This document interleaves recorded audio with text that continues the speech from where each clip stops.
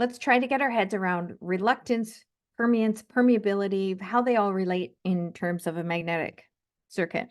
So if I look at a typical magnetic circuit, it would look somewhat like this. There would be magnetic lines of flux. There would be some magnetic lines of flux established inside that magnetic circuit. And these magnetic flux lines, we have this symbol. They got established inside that magnetic circuit by a EMF,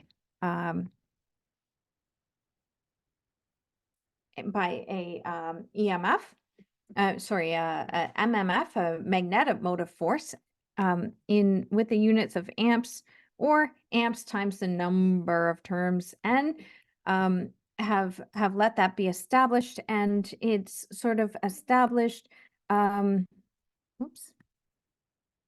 It's established relative to how permeable this material is, or we can say how reluctant, or 1 over reluctant, that material is to establishing that magnetic flux. So we know,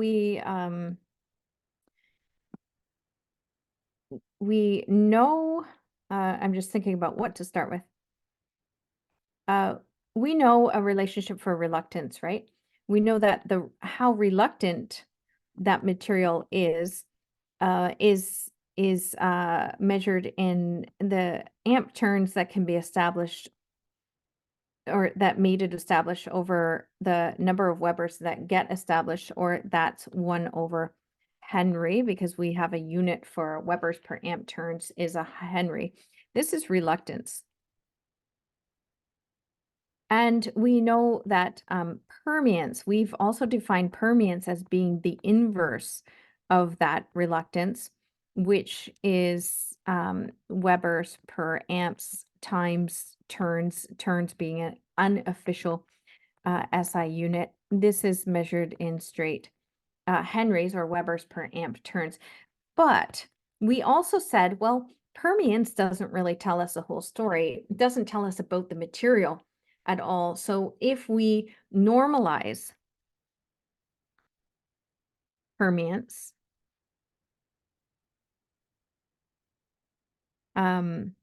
then we can define something else. If we take permeance, the permeance of a whole circuit, and we multiply that by a small length of that circuit divided by a small area of that circuit, then I can call that a new thing called permeability, and this is material property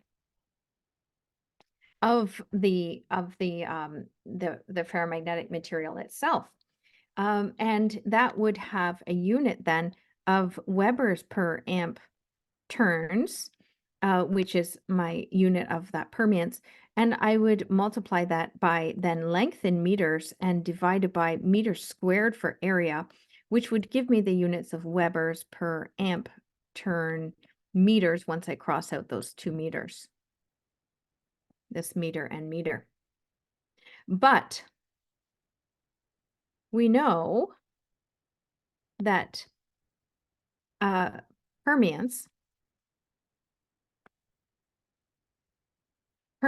is equal to 1 over reluctance. So I can plug that in. So I can plug that into this same formula here. If permeance equals 1 over reluctance, that's equal to permeance. So then our equation for permeability becomes, we had permeance times length over area, and I can sub in 1 over reluctance for the permeance. This was permeance, permeance, 1 over reluctance. So this gives me a handy new relationship, times length over area. right? This gives me a handy new relationship that permeance is also 1 over reluctance times length over area. Still in Webers per amp turn meters. Still in Webers per amp turn meters. And then I can also rearrange this into a useful formula. It's not a new formula, but I can rearrange it into a useful formula. Let's rearrange it in terms of reluctance. Yeah, reluctance. Let's rearrange it in terms of reluctance. So what I would do is I would multiply both sides by reluctance, right? So I'm just going to rearrange this formula. I'm going to multiply both sides by reluctance. I'm going to divide by permeability. Yes, just rearrange. We know how to rearrange a formula. So I'm just rearranging the formula. So in terms, now I want to express this formula as reluctance in terms of permeability.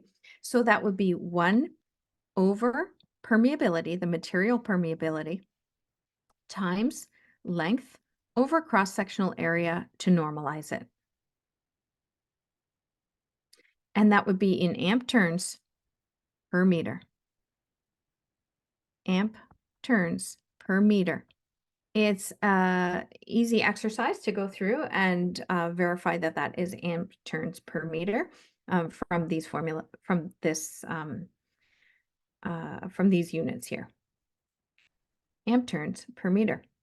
So this is a useful formula. It perhaps is sometimes used in this form more, but we have to remember these are not two separate formulas. Reluctance is how reluctant this circuit is to establish these lines of flux. Permeance is the inverse of reluctance. It's how happy and welcoming this circuit is to establish magnetic flux. But we don't care about the permeance of the whole circuit. We care about the material. So we normalize for a certain length and cross-sectional area, which defines a volume, of this circuit of this total permeance to get something called permeability.